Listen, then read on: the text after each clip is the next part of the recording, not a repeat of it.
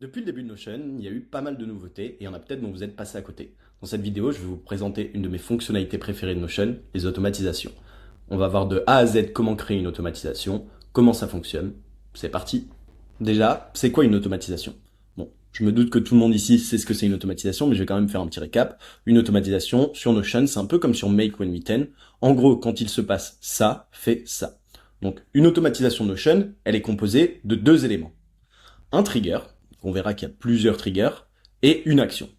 Un trigger, c'est le déclencheur. Quand est-ce que l'automatisation va se déclencher? Et action, on verra qu'il y a plusieurs actions. Pour créer une automatisation dans Notion, tu vas te rendre dans une base de données. Moi, j'en ai créé une rapidement pour vous faire la démo. Et tu vas voir qu'en haut à droite, il y a un petit éclair. Donc ici, on va venir cliquer sur ce petit éclair. Et là, on a notre nouvelle automatisation. Donc on va d'abord voir ce que c'est les déclencheurs. Donc ici, il y a trois types de déclencheurs. Il y a n'importe quelle propriété est éditée. Donc ça, peu importe la propriété que tu vas éditer dans la page, l'automatisation va se déclencher. Ensuite, on a page added ou page ajoutée. Donc quand une page est ajoutée à la base de données, telle action va se passer. Ensuite, on a un déclencheur de fréquence. Donc tous les X temps, l'automatisation va se déclencher. Par exemple, si je clique ici, on peut voir que on peut la déclencher tous les jours de la semaine, par exemple tous les lundis, toutes les semaines, toutes les 2 semaines, tous les mois, tous les 3 mois, tous les 6 mois, tous les ans, ainsi de suite.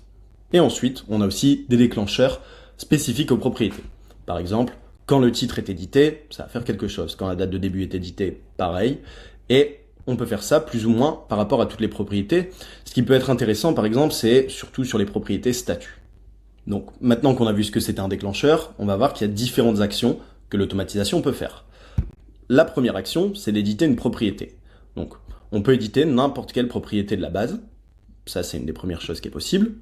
Ensuite, on peut ajouter une page A. Donc ça va être utile pour ajouter une page dans une autre base de données, par exemple.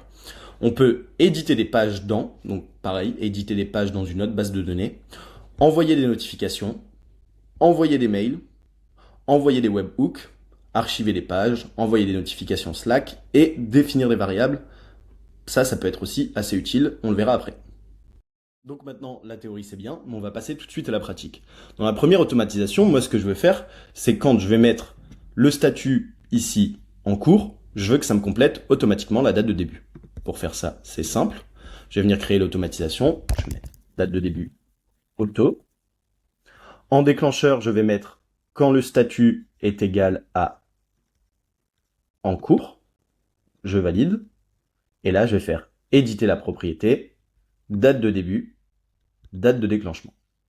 Là, ici, maintenant, je vais passer mon statut en cours. Et on va voir que ça a complété automatiquement la date de début. Donc ça peut prendre un peu de temps. Voilà, c'est fait.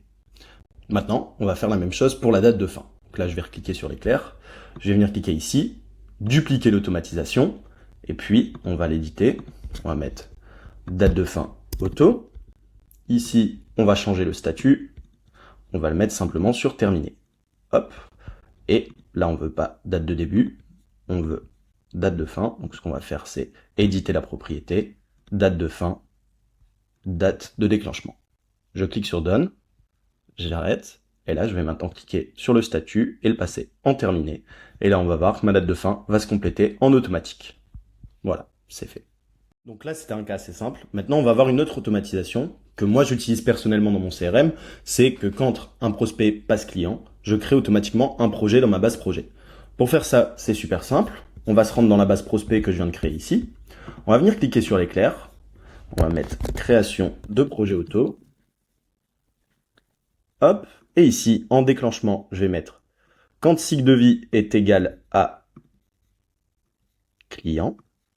Hop, je vais ajouter une page à ma base projet que je vais appeler projet arrobase page de déclenchement nom prénom.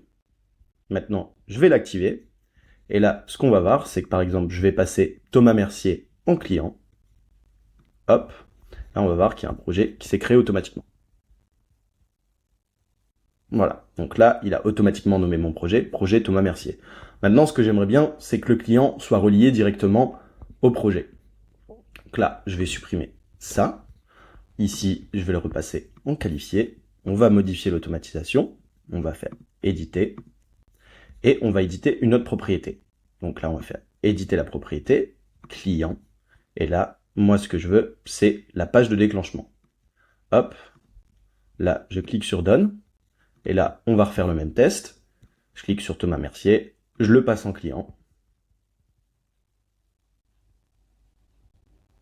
Et il m'a créé automatiquement le projet pour Thomas Mercier, qui est aussi relié ici. Maintenant, on va aller dans un cas un peu plus complexe avec les variables d'automatisation. Vous verrez que ça peut faire peur, mais c'est plutôt simple.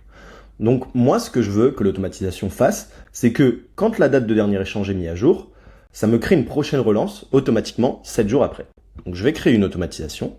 Je vais cliquer ici sur Nouvelle automatisation. Je vais mettre Relance auto. Ici, sur New Trigger, je vais cliquer sur Quand la date dernier échange est modifiée. Ici, je vais cliquer sur Définir une variable. Là, je vais venir l'éditer sous forme de formule. Et là, je vais faire la formule dateAdd qui sert à ajouter des jours. Et là, je vais mettre la page de déclenchement, dernier échange, virgule 7, virgule jour. Donc là, on voit qu'il met une petite alerte. Il me dit que la fonction, elle peut être vide. Pourquoi? Parce que si la date de dernier échange est vide, il ne pourra pas l'exécuter. Mais vu que le déclencheur, c'est dans le cas où dernier échange est modifié, il y aura forcément une date. Donc il n'y a pas de souci là-dessus. Là, j'ai créé ma variable. Maintenant, ce que je vais faire, c'est que je vais rajouter une action. Je vais faire éditer la propriété, prochaine relance, et je vais cliquer sur variable 1. Là, maintenant, je vais faire activer. Et là, si par exemple, je prends Thomas Mercier, je vais dire que mon dernier échange, c'était aujourd'hui. On va voir qu'il va compléter automatiquement la prochaine relance. Voilà, il l'a complété. Donc là, maintenant, on va voir un cas que j'ai créé pour une entreprise récemment par rapport à un formulaire de demande de congé. Ce que ça va faire, c'est que simplement, quand une demande de congé est envoyée, ça va envoyer une notification au patron et quand la demande de congé est acceptée ou refusée, ça va envoyer une notification au collaborateur qui a fait la demande. Donc ici, je vais juste changer la vue rapidement. On va se mettre ça sous forme de tableau. C'est ça, plus sympa. Ici, j'ai mon formulaire qui est assez simple. Et là, on va créer les deux automatisations. La première, on va faire notification patron. Donc, quand une page est ajoutée, ce qu'on veut faire, c'est envoyer une notification à. Là, on va mettre personne spécifique. On va dire que c'est moi le patron. Hop, et on va mettre une nouvelle demande de congé de. Et là, on va mettre arrobase page collaborateur. Hop, là, on va l'activer. Je vais faire tout de suite une nouvelle demande. Je vais aller dans demande de congé, faire une preview. Là, je vais mettre congé d'été. La période, je vais venir sélectionner donc la date de début. Donc moi, la date de début, c'est le 1er juillet. Ici, là, le 1er juillet. Et la date de fin, je veux que ce soit le 23 juillet. Hop, là j'ai ma période qui a été sélectionnée. Et là, je vais mettre congé payé. Je vais faire envoyer. Là, ma réponse a été envoyée. Et on va voir qu'ici à gauche, là, la demande a été envoyée. Et ici en haut à gauche, j'ai reçu une notification. Donc, elle s'appelle notification. Une nouvelle demande de congé de Hugo Drouillon. Maintenant, ce qu'on va faire, c'est faire en sorte que le collaborateur reçoive une notification automatiquement quand sa demande de congé a été acceptée. Là, on va cliquer ici. On va faire nouvelle automatisation. Demande acceptée. On va se mettre un petit emoji pour que ce soit plus sympa. Hop. Et là, on va mettre quand le statut est accepté, notification. Donc là, on va mettre personne spécifique. On va mettre créateur de la page. Hop. Et là, on va mettre ta demande a été acceptée. Profite bien. Hop. On va se mettre un petit panier. C'est parti. Et là, maintenant, ce que je vais faire, c'est que là, j'ai déposé ma demande de congé. Je vais la passer en accepté.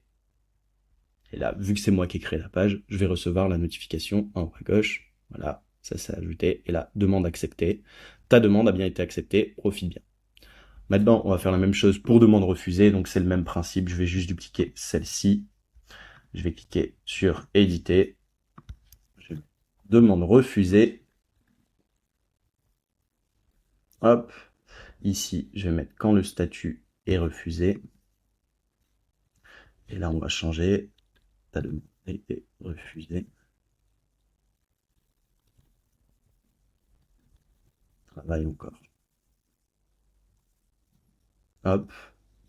Et on clique sur Done. Maintenant, je vais mettre refuser. Hop. Et là, on va voir, pareil que tout à l'heure, que là, je vais recevoir la notification ici. Voilà, demande refusée. Ta demande a été refusée. Travaille encore. Donc voilà, c'est un autre cas qui peut être assez utile en entreprise. Vous pouvez faire pareil pour les notes de frais. C'est d'ailleurs ce qu'on a mis en place pour cette entreprise. Maintenant, on va passer à une automatisation qui est pas mal demandée, c'est les tâches récurrentes. Bon, je pense que vous savez tous qu'il y a déjà des tâches récurrentes dans Notion, quand on clique ici, et qu'on vient cliquer ici sur dupliquer tous les, et là, ça va s'exécuter tous les jours. Le problème quand on fait ça, c'est que si vous voulez planifier votre semaine, par exemple, la tâche, elle va seulement se dupliquer le jour même. Donc, c'est pas forcément pratique. Avec les automatisations, on peut corriger ça. Par exemple, moi, je veux que tous les dimanches, ça m'ajoute une routine quotidienne chaque jour de la semaine. Donc ce que je vais faire, c'est que je vais cliquer sur l'automatisation ici. Hop, là je vais l'appeler création routine hebdo. Là, en événement, je vais mettre tous les jours de la semaine. Donc là, je désactive tout. Je vais cliquer seulement sur le dimanche. Donc là, c'est parfait. On peut laisser ça comme ça. On va se mettre à 8 heures. Ça n'a pas trop d'importance. Et ce qu'on veut faire, c'est que ça va m'ajouter une page à ma base tâche tous les jours. Donc là, ce que je vais faire, c'est ajouter une page à la base tâche, que je vais appeler routine quotidienne. Et ici, ce qui va être intéressant, c'est que je vais venir éditer la date. Et je vais mettre formule personnalisée. Ici, du coup, je vais mettre date de déclenchement. Ici, je vais me rajouter un petit date add avant. Hop. Et pareil que tout à l'heure, c'est une formule qui est assez simple. On met juste une virgule. On met ce qu'on veut ajouter. Donc moi, je vais ajouter 1. Je vais ajouter quoi? Un jour. Et je ferme la parenthèse. Là, elle est valide. Donc là, je vais faire pareil ici. Donc là, je vais mettre au lieu de 1, 2. Donc ça me le fasse le mardi, le mercredi. Et je vous fais une petite coupure et je vous montre une fois que c'est fini. Donc là, j'ai créé mes routines quotidiennes pour tous les jours en ajoutant un jour à chaque fois. Donc, on voit bien que l'automatisation va se déclencher le dimanche et que ça va ajouter une routine quotidienne à J+1, donc le lundi, J+2, J+3, J+4, J+5. Donc là, pour vous montrer comment elle fonctionne, je ne vais pas utiliser la fréquence, parce que sinon, vous ne le verrez pas, mais je vais utiliser quand une page est ajoutée, pour que vous voyez directement comment ça fonctionne. Là, je vais mettre page ajoutée. Je vais l'activer. Je vais cliquer ici sur plus, test. Et là, comme mon déclencheur, je l'ai changé sur dès qu'une page est ajoutée, on va voir qu'il va me créer les routines quotidiennes pour les jours à venir. Donc, il m'en a bien créé une pour les 5 jours qui suivent. Donc voilà, je pense qu'on a fait à peu près le tour de ce qui était possible avec les automatisations dans Notion. On a vu ce qu'était un déclencheur, les actions possibles. On a vu aussi comment définir une variable. Je vous ai montré quelques cas concrets que vous pouvez appliquer à votre quotidien. Si vous avez des questions sur des cas d'usage, n'hésitez pas à les poser en commentaire. Ciao!